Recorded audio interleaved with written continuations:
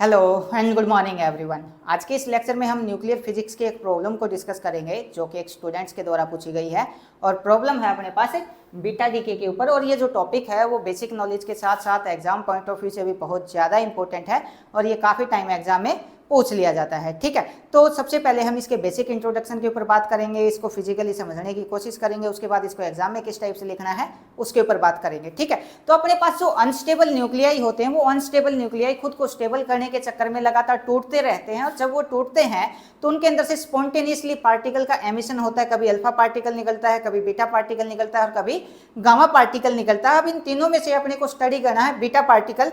तो वो कौन से न्यूक्लियाई हैं जो बीटा पार्टिकल का एमिशन करते हैं? तो इसका जवाब ये है कि अगर कोई न्यूक्लियस प्रोटॉन रिच रीजन में लाई करता है या कोई न्यूक्लियस न्यूट्रॉन रिच रीजन के अंदर लाई करता है, वही न्यूक्लियस बीटा पार्टिकल का एमिशन करता है। मींस अगर किसी न्यूक्लियस के पास प्रोटॉन ज्यादा है या फिर किसी न्यूक्लियस के पास न्यूट्रॉन ज्यादा है, वही न्यूक्लियाई बीटा पार्टिकल का एमिशन करता है। ठीक है, इसको थोड़ा सा समझ लेते हैं। अगर मान लिया किसी भी न्यूक्लियाई के पास प्रोटॉन बहुत ज्यादा है तो क्या होगा, उसका जो एक प्रोटॉन है वो न्यूट्रॉन के अंदर कन्वर्ट हो जाएगा और जब न्यूट्रॉन में कन्वर्ट होगा तो यहाँ से एक बीटा पार्टिकल बाहर निकल जाएगा। या फिर ये भी हम बोल दूसरा ये है कि अगर कोई न्यूक्लियाई न्यूट्रॉन रिच रीजन में है, न्यूट्रॉन बहुत ज्यादा है, तो उसका एक न्यूट्रॉन प्रोटॉन के अंदर कन्वर्ट हो जाएगा। प्रोटॉन में कन्वर्ट होगा तो यहाँ पे भी एक बीटा पार्टिकल क्या हो जाएगा, बाहर निकल जाएगा। ठीक है, अब इसको थोड़ा सा डीपली समझ लेते हैं।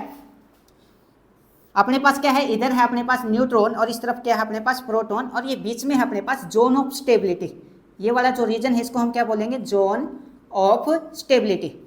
मतलब इस रीजन में अगर कोई न्यूक्लियाई लाई करता है तो वो न्यूक्लियाई क्या है, स्टेबल है। अब अगर कोई न्यूक्लियाई कहाँ पे लाई करता है, इस रीजन में लाई करता है। इस रीजन में क्या है, प्रोटॉन रिच रीजन है, प्रोटॉन क्या होंगे उस न्यूक्लियाई के पास ज्यादा होंगे। तो क्या होगा, इसका एक प्रोटॉन न्यूट्रॉन के अंदर कन्वर्ट हो जाएगा, एक प्रोटॉन कम होगा, इसलिए प्रोटॉन कम होने का अब वो प्रोटॉन किस में कन्वर्ट हो जाएगा, न्यूट्रॉन में, तो एक न्यूट्रॉन बढ़ जाएगा। ठीक है, और वो न्यूक्लियाई किस तरफ जाने की कोशिश करेगा, इस जोन ऑफ स्टेबिलिटी की तरफ जाने की कोशिश करेगा। इस नेचर के अंदर जो भी अनस्टेबल एलिमेंट है वो हमेशा खुद को क्या करता है, स्टेबल करने की कोशिश करता है। तो यहाँ पे भी यही हो रहा है, एक प्रोटॉन न्यूट्रॉन में कन्वर्ट हुआ, कन्वर्ट होने के बाद जो रिजल्टेंट डिस्प्लेसमेंट है वो ये है और इस प्रोसेस के अंदर एक पार्टिकल बाहर निकलता है जिसको हम बीटा पार्टिकल बोलते हैं। ठीक है, अब अगर कोई न्यूक्लियाई न्यूट्रॉन रिच रीजन में है तो क्या होगा, उसका एक न्यूट्रॉन कम होगा और वो किस में कन्वर्ट हो जाएगा, प्रोटॉन में कन्वर्ट हो जाएगा। उसका रिजल्टेंट डिस्प्लेसमेंट ये होगा, वो न्यूक्लियाई भी जोन ऑफ स्टेबिलिटी की तरफ आने की कोशिश करेगा और इस चक्कर में वो यहाँ पे एक बीटा पार्टिकल का एमिशन कर देगा। ठीक है, अब अपने पास जो बीटा पार्टिकल है वो तीन टाइप का होता है, बीटा प्लस, बीटा माइनस और इलेक्ट्रॉन कैप्चर। इसके ऊपर भी थोड़ा सा बात कर लेते हैं। बीटा प्लस कब होता है, जब एक प्रोटॉन न्यूट्रॉन के अंदर कन्वर्ट होता है तो यहाँ पे जो पार्टिकल बाहर निकलता है वो क्या है, बीटा पार्टिकल बाहर निकलता है। ठीक है, और अगर कोई न्यूट्रॉन प्रोटॉन के अंदर कन्वर्ट होता है तो यहाँ पे बीटा माइनस पार्टिकल बाहर निकलता है। और तीसरा है अपने पास इलेक्ट्रॉन कैप्चर। इलेक्ट्रॉन कैप्चर क्या होता है, अपने पास जो न्यूक्लियस है, मान लिया ये अपने पास न्यूक्लियस है और इलेक्ट्रॉन क्या कर रहे हैं, इसमें बाहर चक्कर लगा रहे हैं। ठीक है, अब ये न्यूक्लियस इस सेल वाले इलेक्ट्रॉन को क्या कर लेगा, अपने अंदर कैप्चर कर लेगा, अपने अंदर खींच लेगा। ठीक है, अब जैसे ही ये न्यूक्लियस इस इलेक्ट्रॉन को अपने अंदर कैप्चर करेगा, अपने अंदर खींच लेगा, तो न्यूक्लियस के अंदर प्रोटॉन जो है वो न्यूट्रॉन के अंदर कन्वर्ट हो जाएगा और यहाँ पे फिर से एक बीटा पार्टिकल का एमिशन होगा। अब यहाँ पे जो काम की बात है वो ये है, ये वाली जो रिएक्शन है, अब ये जो सब रिएक्शन है, प्रोटॉन न्यूट्रॉन के अंदर कन्वर्ट हो रहा है, न्यूट्रॉन प्रोटॉन के अंदर कन्वर्ट हो रहा है, ये सब कहाँ पे हो रहा है, न्यूक्लियस के अंदर हो रहा है। तो ये वाली जो रिएक्शन है, इस रिएक्शन को अगर मैं थोड़ा सा ध्यान से देखूं तो यहाँ पे अपने को क्या मिलता है कि रिएक्टेंट का मास कम है और प्रोडक्ट का मास क्या है, ज्यादा है। न्यूट्रॉन का मास कम होता है, प्रोटॉन का मास प्रोटॉन का मास कम होता है, न्यूट्रॉन का मास क्या होता है, ज्यादा होता है। तो यहाँ पे रिएक्टेंट का मास कम है और यहाँ पे प्रोडक्ट का मास ज्यादा है। ठीक है, तो ये रिएक्शन हम ये बोल सकते हैं कि न्यूक्लियस के अंदर ही पॉसिबल हो सकती है, न्यूक्लियस के बाहर या फिर फ्री स्टेट में ये रिएक्शन पॉसिबल नहीं हो सकती। अगर फ्री स्टेट की बात करूं तो एक प्रोटॉन न्यूट्रॉन के अंदर कन्वर्ट नहीं हो सकता क्योंकि प्रोटॉन का मास कम है और न्यूट्रॉन का मास क्या है, ज्यादा है। इसलिए ये रिएक्शन ओनली ऑन न्यूक्लियस के अंदर ही क्या होती है, पॉसिबल होती है। ठीक है, तो कुछ बेसिक लाइन हमने यहाँ पे लिखी है। हमने यहाँ पे लिखा है, अनस्टेबल न्यूक्लियाई विच लाई इन प्रोटॉन रिच रीजन और न्यूट्रॉन रिच रीजन दे इमिट बीटा पार्टिकल। अगर कोई न्यूक्लियाई प्रोटॉन रिच रीजन में होता है या न्यूट्रॉन रिच रीजन में होता है, ये वाला अपने पास प्रोटॉन रिच रीजन है, ये वाला अपने पास न्यूट्रॉन रिच रीजन है, वही पार्टिकल स्पॉन्टेनियसली वही न्यूक्लियाई स्पॉन्टेनियसली बीटा पार्टिकल का एमिशन करते हैं। अब इस प्रोसेस में होता क्या है, बीटा पार्टिकल के एमिशन में न्यूक्लियस के अंदर या तो प्रोटॉन न्यूट्रॉन के अंदर कन्वर्ट हो जाएगा या फिर न्यूट्रॉन प्रोटॉन के अंदर कन्वर्ट हो जाएगा। इस प्रोसेस में क्या होगा, बीटा पार्टिकल बाहर निकलेगा। यहाँ पे यही लिख रखा है, a neutron convert into proton inside nucleus then a beta particle emit. Nucleus के अंदर एक न्यूट्रॉन जो है वो प्रोटॉन के अंदर कन्वर्ट हो जाएगा, यहाँ से क्या निकलेगा, एक बीटा पार्टिकल बाहर निकलेगा। या फिर ये भी हो सकता है कि एक जो प्रोटॉन है वो किस में कन्वर्ट हो जाए, एक न्यूट्रॉन के अंदर कन्वर्ट हो जाए, तो यहाँ पे भी क्या निकलेगा, एक बीटा पार्टिकल बाहर निकलेगा। उसके बाद हमने यहाँ पे लिखा जो बीटा पार्टिकल है वो 3 टाइप का होता है, बीटा प्लस, बीटा माइनस और इलेक्ट्रॉन कैप्चर। अब सबसे पहले किसके बारे में पढ़ेंगे, बीटा प्लस के बारे में पढ़ेंगे, फिर बीटा माइनस और फिर इलेक्ट्रॉन कैप्चर के बारे में पढ़ेंगे, ठीक है। उसके बाद यहाँ पे एक इंपॉर्टेंट कुछ आएगा जो काफी कुछ सीखने को मिलेगा कि ये जो जितना भी हम बीटा पार्टिकल अभी स्टडी करें, यहाँ पे इसकी ऑब्जर्वेशन में हमने काफी कुछ मिस कर दिया, ठीक है। और काफी कुछ मिस किया तो बहुत सारे लॉ इन रिएक्शन में क्या हो रहे थे, वोलेट हो रहे थे। इसको आगे चल के मॉडिफाई किया गया, जिसको हम क्या बोलते हैं, न्यूट्रिनो हाइपोथेसिस भी बोलते हैं। पाउली साहब ने इसको आगे चल के मॉडिफाई किया था, थोड़ा सा इसमें चेंज किया था, ठीक है।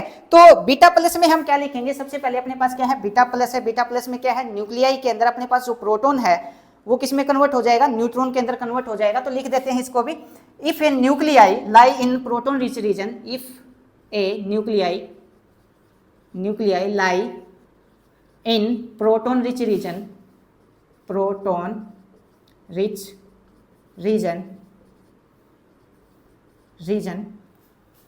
then proton convert into neutron, then proton convert into neutron,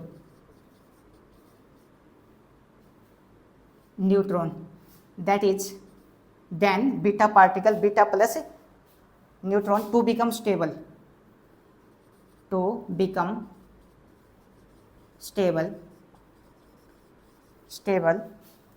then beta plus particle emit, emitted, ठीक है।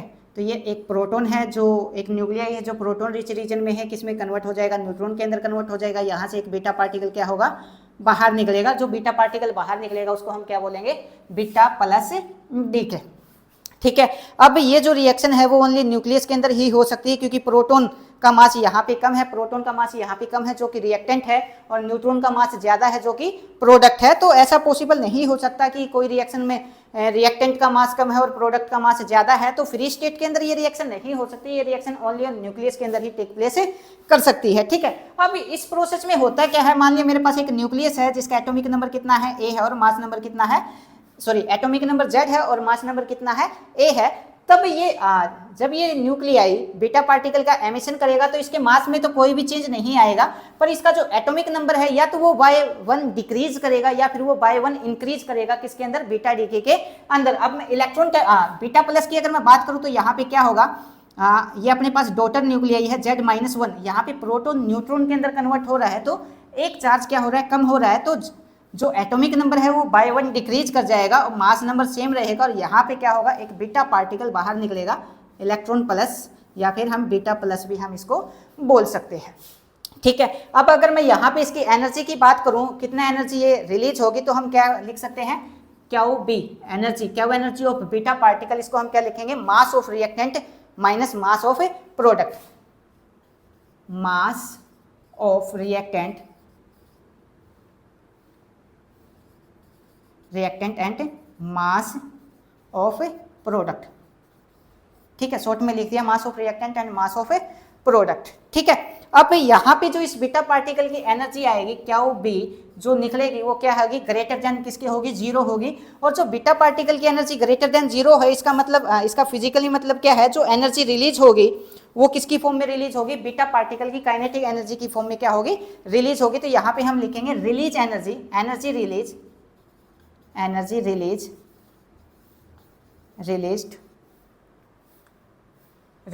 the form of kinetic energy of beta particle, ठीक है, बीटा पार्टिकल के बारे में आपको यहाँ पे इतना लिखना है। अब जो प्रोटॉन है अपने पास क्या होता है, स्टेबल होता है, ये फ्री स्टेट में क्या है, स्टेबल है, तो फ्री स्टेट में प्रोटॉन न्यूट्रॉन के अंदर कन्वर्ट नहीं हो सकता। ये जो रिएक्शन है वो ओनली कहाँ पे पॉसिबल है, ये सिर्फ और सिर्फ न्यूक्लियस के अंदर ही पॉसिबल है। उसके बाद मैं बात करूँ किसकी, बीटा माइनस की, तो बीटा माइनस से भी हम यहीं पे लिख देते हैं beta minus decay. if nuclei lie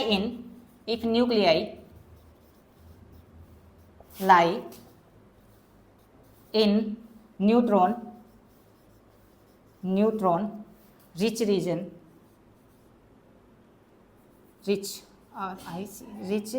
region, then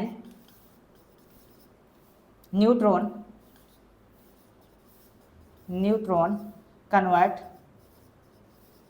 converted into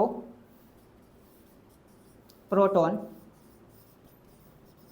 inside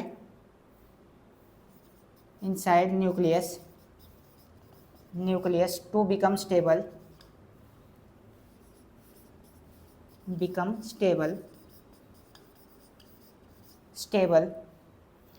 then beta minus emitted, beta particle emitted। ठीक है, अब यहां पे क्या होगा, इस रिएक्शन में यहां पे लिख देता हूं, यहाँ पे एक जो न्यूट्रॉन है वो किस में कन्वर्ट हो जाएगा, प्रोटॉन में कन्वर्ट। अगर न्यूट्रॉन प्रोटॉन में कन्वर्ट हो रहा है तो यहाँ पे क्या निकलेगा, बीटा माइनस पार्टिकल यहाँ पे एमिट हो जाएगा। ठीक है, अब इस रिएक्शन में क्या होगा, अपने पास ये क्या है, जेड है, ये क्या है, ए है, यहाँ पे चार्ज बाय वन क्या हुआ था, डिक्रीज हुआ था, यहाँ पे क्या हो जाएगा, चार्ज बाय वन क्या हो जाएगा, इंक्रीज हो जाएगा, और मास नंबर सेम रहेगा, साथ में एक बीटा माइनस पार्टिकल क्या हो जाएगा, यहाँ पे एमिट हो जाएगा। और यहाँ पे भी जो इस बीटा पार्टिकल की एनर्जी हो ग्रेटर देन कितना होगी, 0 होगी। मीन्स यहाँ पे भी इस बीटा पार्टिकल की जो एनर्जी रिलीज हो रही है वो किसकी फॉर्म में रिलीज होगी, काइनेटिक एनर्जी की फॉर्म में रिलीज हो जाएगी। ठीक है, उसके बाद जो लास्ट है अपने पास वो क्या है, इलेक्ट्रॉन कैप्चर है। इलेक्ट्रॉन कैप्चर में क्या है, आप एक बार इसको नोट कर लीजिए, उसके बाद मैं बता देता हूँ। आई होप आपने ये उतार लिया होगा।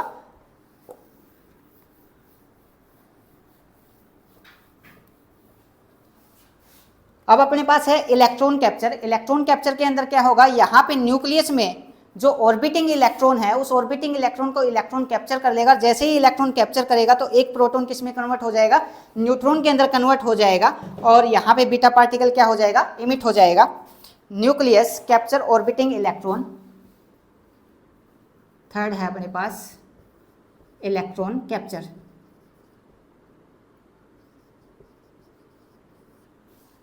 इसमें आ जाएगा nucleus capture orbiting electron, nucleus capture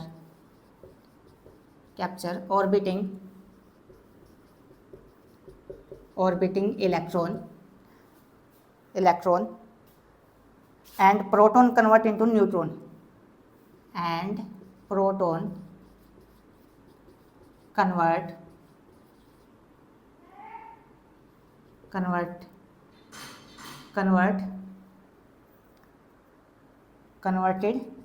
into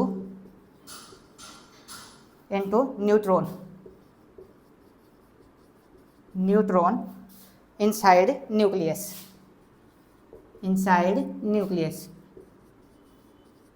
nucleus. अब होगा क्या, यहाँ पे एक इलेक्ट्रॉन है, उस इलेक्ट्रॉन को क्या करेगा, न्यूक्लियस कैप्चर कर लेगा। इलेक्ट्रॉन को न्यूक्लियस कैप्चर करेगा तो प्रोटॉन जो है वो किस में कन्वर्ट हो जाएगा, न्यूट्रॉन के अंदर कन्वर्ट हो जाएगा। और इस प्रोसेस में क्या होगी, एक बीटा पार्टिकल एमिट हो जाएगी। या फिर ये भी लिख सकते हैं इलेक्ट्रॉन को कैप्चर कर लेगा कौन, XZ A, एक न्यूक्लियस इसको कैप्चर कर लेगा, और यहाँ पे क्या जाएगा, और एटॉमिक नंबर बाय 1 डिक्रीज हो जाएगा, क्योंकि इलेक्ट्रॉन आके उसे प्रोटॉन को क्या कर देगा, न्यूट्रलाइज कर देगा। Mass number as it is रहेगा, साथ में एक बीटा पार्टिकल यहाँ पे भी क्या होगा, एमिट होगा। ठीक है, तो ये था अपने पास बीटा डीके के बारे में। हालांकि हमने यहाँ पे जितना भी पढ़ा है ये काफ़ी कुछ इसमें गलत है। ठीक है, काफ़ी कुछ हमने इस रिएक्शन को ऑब्जर्व करने में मिस कर दिया है, वो हम आगे पढ़ेंगे किसके अंदर, बीटा स्पेक्ट्रम के अंदर। ठीक है, आप इसको नोट कर लीजिए। अगर इसमें कोई बात आपको समझ ना आई हो तो मैसेज करके या कमेंट करके पूछ सकते हैं। Thank you.